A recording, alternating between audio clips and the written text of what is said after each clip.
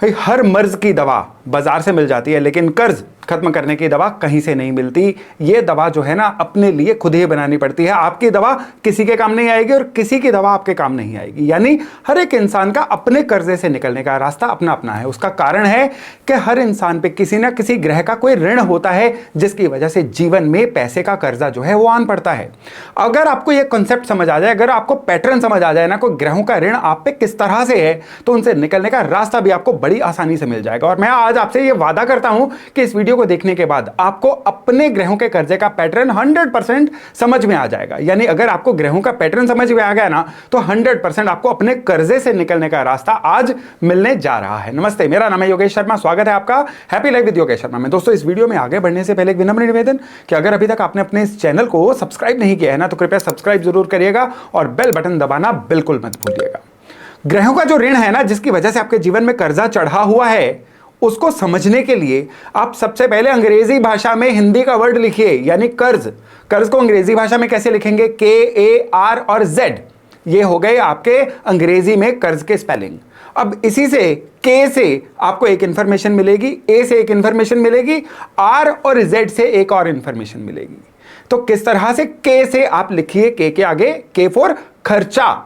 यानी अगर आपके खर्चे बेतहाशा हो रहे हैं, खर्चे रुकने का नाम नहीं ले रहे हैं, कुछ ऐसे खर्चे हो रहे हैं जो आपके बजट में नहीं थे, कुछ अचानक से ऐसे खर्चे हो रहे हैं जो दुर्घटनाओं पे या बीमारियों से निपटने के लिए लग रहे हैं, कुछ ऐसे खर्चे हैं जो आपकी इनकम से कहीं ज्यादा हैं, लेकिन वो पक्के वाले खर्चे हैं, जैसे कि बच्चों की फीसें हैं, बिल्स वगैरह, लेकिन इनकम उतनी हो नहीं रही है जो आपका लाइफस्टाइल है। तो ये सारी चीजें आपको कर्जे की तरफ धकेल रही हैं। अब यहां पे ग्रहों का कौन सा ऋण जो है वो काम आता है? यहां पे आपका जो 12th हाउस है ना, बर्थ चार्ट का, जो खर्चों को इंडिकेट करता है, ये कंट्रोलिंग हाउस बन गया। यानी अगर आपके बर्थ चार्ट में आपके 12th हाउस में कोई खराबी है, तो ये एक तरह का आपका कर्जा है जो आपको चुकाना पड़ेगा। यानी जो भी प्लैनेट 12th हाउस को खराबी दे रहे हैं ना, अब वो प्लैनेट आपको शांत करने हैं। कुंडली में मीन राशि, पाइसेस साइन जो है, कुंडली में जहां पे भी है ना, अब वो घर जो है आपके लिए आपके पेंडिंग कर्मास के खर्चों को निपटाने का कारक है। सपोज करिए कि आपकी मीन राशि जो है आपके धन स्थान पे आई हुई है, यानी कुंडली के 2nd हाउस में अगर 12 लिखा हुआ है, मीन राशि लिखी हुई है ना, तो ये अब आपके लिए आपके पैसे को डोनेशन करना, यानी जरूरतमंदों को पैसे से कुछ सहायता करना, कुंडली के पेंडिंग कर्मास को निपटाएगा।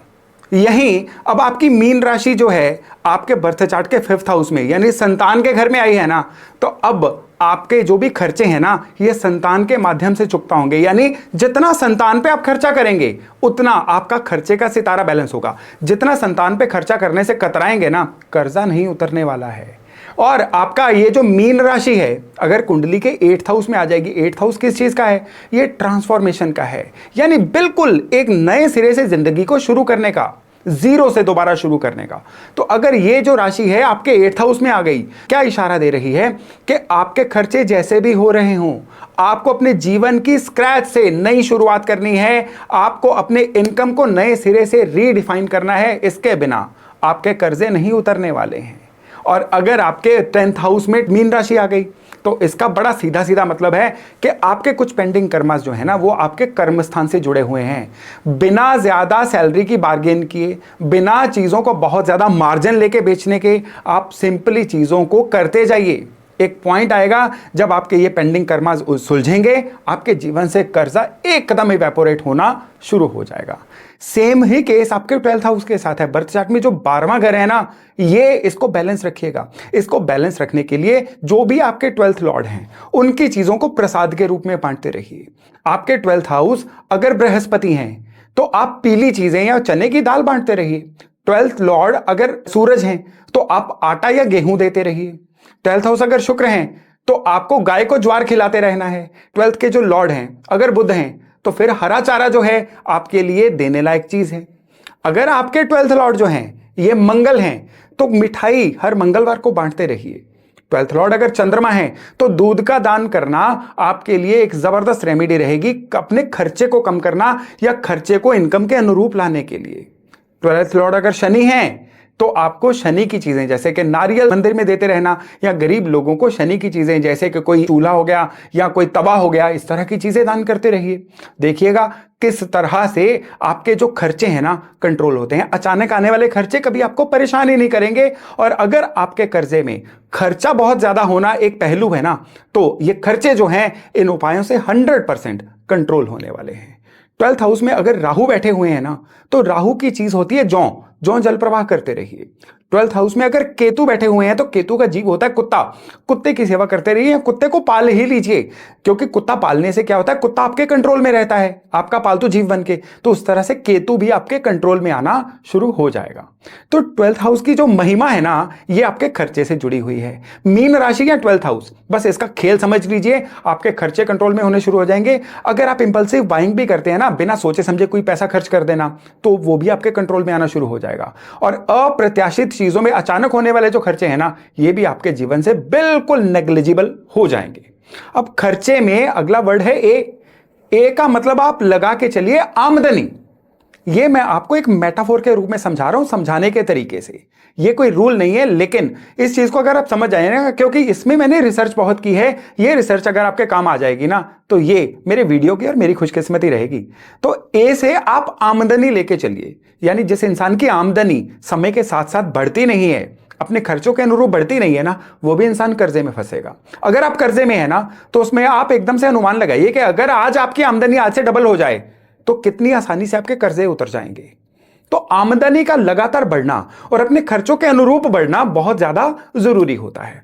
अब आमदनी में क्या है, आपके बर्थ चार्ट का 11th हाउस और आपकी कुंभ राशि, ये बहुत हद तक जिम्मेदार होते हैं। 11th हाउस में कोई खराब प्लेनेट आ जाएंगे ना, ये आमदनी को फ्लक्चुएट करते रहेंगे। 11th हाउस में कुछ ऐसे प्लेनेट आ जाएंगे ना, जो कि आपके खर्चों से संबंध रखते हैं, तो पैसा आने से पहले ही उसके जाने के रास्ते तैयार खड़े मिलेंगे। आपके बर्थ चार्ट में जो कुंभ राशि है ना, ये आपके इनकम को बहुत हद तक कंट्रोल करती है। अब सपोज करिए आपकी कुंभ राशि जो है 7th हाउस में आ गई, तो शादी के बाद इनकम बढ़ने के योग बनेंगे। कुंभ राशि जो है 5th हाउस में आ गई, संतान के घर में, तो जब संतान पैदा होगी, संतान अपने कदमों पे चलेगी, तो आपकी इनकम बढ़ेगी। 4th हाउस में कुंभ राशि आ गई, तो इंसान अगर नेटिव प्लेस पे रहेगा तो उसकी इनकम ज्यादा बढ़ेगी। अब 9th हाउस में कुंभ राशि आ गई, तो घर छोड़ के दूर कहीं जाएगा तो उसकी इनकम बढ़ेगी। कुंडलियां इशारा दे रही हैं कि आपकी इनकम किस तरह से बढ़नी चाहिए, ये आपको इशारे को पकड़ने की जरूरत है।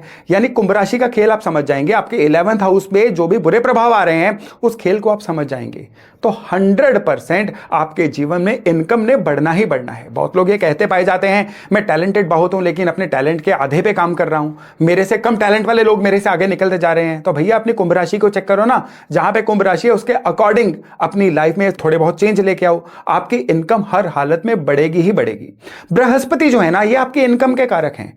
बृहस्पति आपके बर्थ चार्ट में जहां पे भी हैं, वहां से छठे, वहां से 8वें, वहां से 12वें कोई भी प्लेनेट होगा ना, वो प्लेनेट अगर तो अच्छा होगा फिर तो ठीक है, अगर वो प्लेनेट बृहस्पति के दुश्मन हुए तो ये आपके बृहस्पति को कमजोर करेंगे और बदले में आपकी इनकम को बढ़ने नहीं देंगे। जब जब इनकम बढ़ेगी, या नौकरी छूट जाएगी, या व्यापार बंद हो जाएगा, या कोई ऐसा संकट आन पड़ेगा, या कोई जुर्माना लग जाएगा, या कोई केस डल जाएगा जिससे आपकी बढ़ी हुई इनकम के फिर से ब्रेक लग जाए, तो आपके बर्थ चार्ट में बृहस्पति का इन टेंशन से फ्री होना बड़ा जरूरी है। यह है उस बृहस्पति का कर्जा जो आपको चुकाना है ताकि आपकी इनकम बढ़े।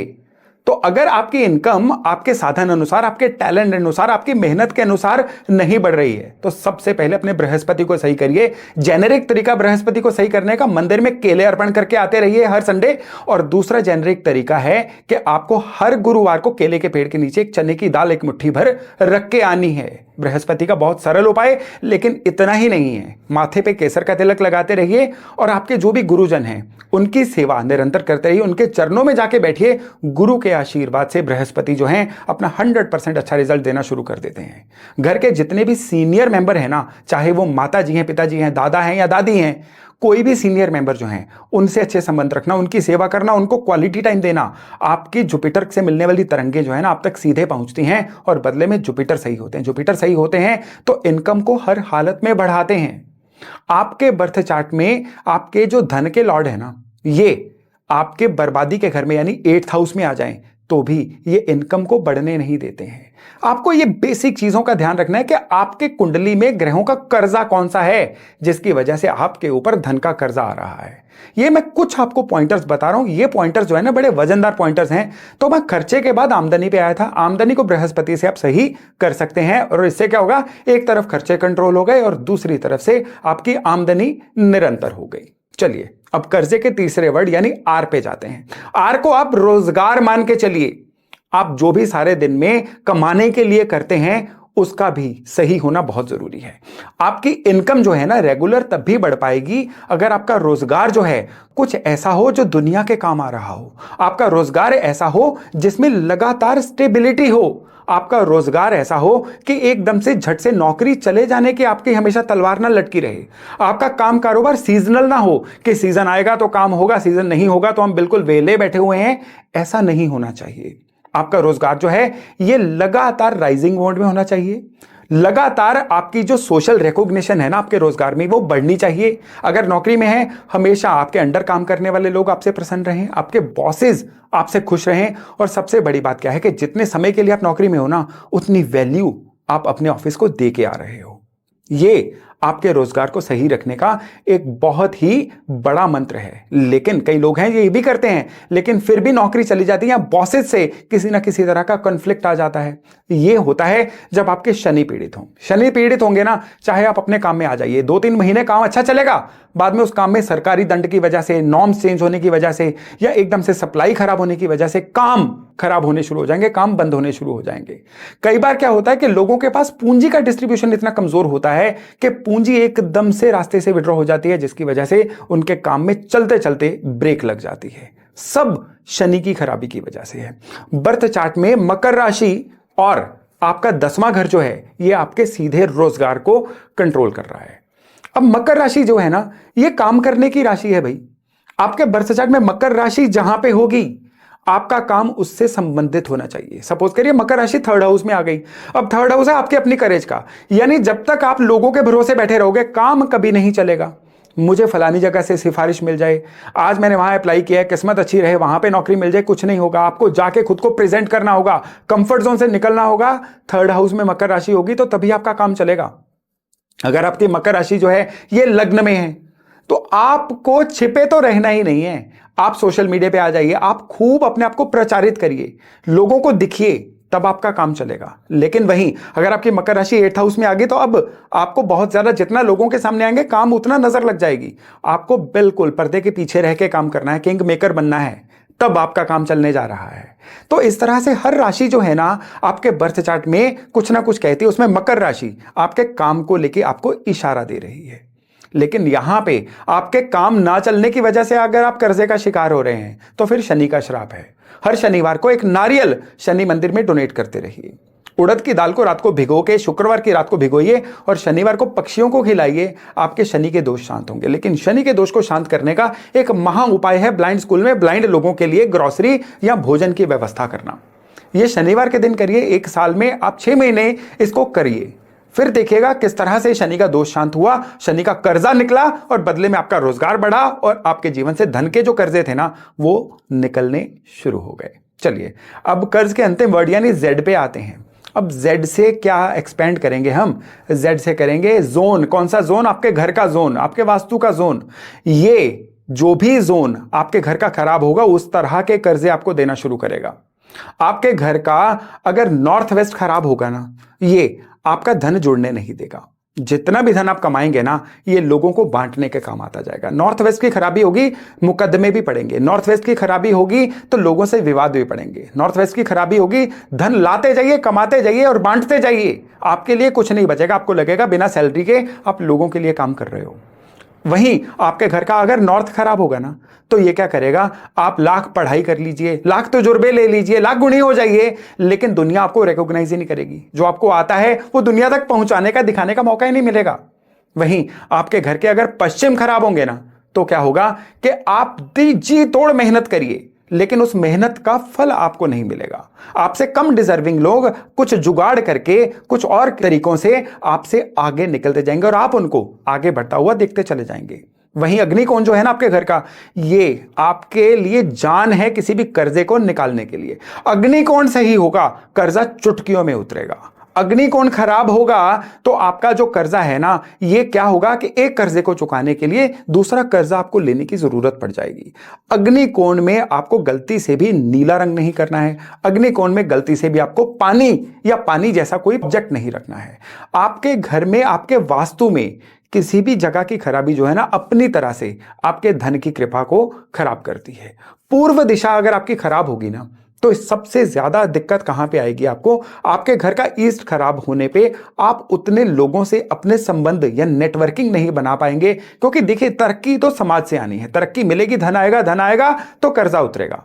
तो ऐसे लोग क्या होते हैं कि अपने आप में मस्त रहते हैं। जहां पे कोई सोशल गैदरिंग होती है वहां पे जाते नहीं है, या फिर सोशल गैदरिंग पे जाएंगे तब जाएंगे जब तक सारे लोग जाके निकल चुके होते हैं। ये नए लोगों से मिलने से घबराते हैं जिनके घर की ईस्ट खराब होती है। इनके घर पे कोई गेस्ट भी आ जाए ना, तो भी इनके माथे पे बल पड़ जाते हैं कि ये आया ही क्यों है। और जिन लोगों के कुंडली में साउथ खराब होते हैं तो क्या होता है, वो वायदा नहीं निभा पाते हैं। कुछ भी करते हैं उसका उल्टा करते हैं, कुछ भी कहते हैं उसका उल्टा करते हैं। चेक काट देंगे, चेक पास नहीं होगा। किसी को पेमेंट देने का वायदा करके बुला तो लेंगे, पेमेंट उनके पास होती नहीं है देने के लिए, तो उसकी वजह से उनकी गुडविल खराब होती है। गुडविल खराब होती है तो ये धन के लॉस में सामने आती है और बराबर में मिलता है कर्जा। कर्जा लेने के लिए इनसे जो मर्जी कहलवा लो, उस समय पे झूठे वायदे करके भी कर्जा ले लेंगे, लेकिन बाद में ना ईएमआई दी जाएगी उनसे, ना ही कर्जा चुकता किया जाएगा। तो घर के वास्तु में मैं पिछले कई वीडियोस में वास्तु के बैलेंसिंग की टेक्निक्स आपको बता चुका हूं, वो आपको फॉलो भी करनी है। लेकिन आज आपको बता रहा हूं कि कर्जा अगर आपका बढ़ रहा है तो उसके पीछे कौन सी ऊर्जाएं काम कर रही हैं।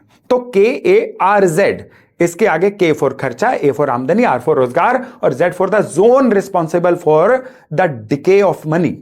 आप इन चीजों को नोट करके रखिए, अपने जीवन पे इनको अप्लाई करिए, एक कागज पे लिख के रखिए कि इस संदर्भ में आप कहां पे खड़े हैं।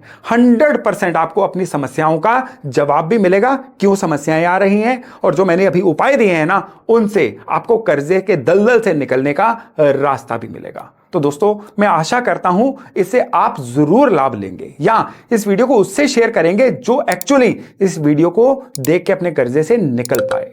तो चलिए, आज की जानकारी यहीं तक। बहुत जल्द हम मिल रहे हैं एक नए टॉपिक, एक नए विषय के साथ। तब तक अपना खूब ध्यान रखिएगा। नमस्कार।